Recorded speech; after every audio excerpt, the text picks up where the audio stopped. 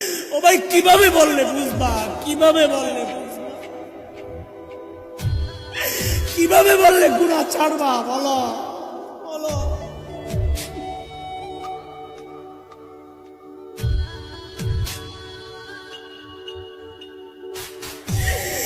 সন্তান চলতেছে জাহান্নামের দিকে, বিবি চলতেছে জাহান্নামের দিকে, আমি চলতেছি জাহান্নামের দিকে, অথচ মালিক ডাকতেছেন, আয় শোন না শোন না শোন, ওয়াল তানজুর নাফসুম মা কদ্দামাত লিগাদ।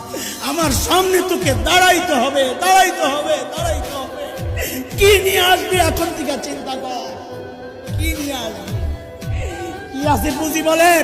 আমার তো নাই কিচ্ছু, আপনাদের হালত কি বলে?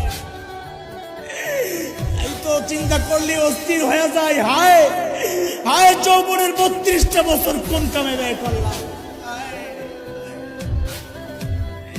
প্রতিদিন যদি একবার করে সুবহানাল্লাহ পড়তাম, আমল নামায় কতগুলা সুবহানাল্লাহ জমা হইতো। প্রত্যেকদিন যদি 2 রাকাত নফল নামাজ পড়তাম, আমল নামায় কতগুলা নফল নামাজ।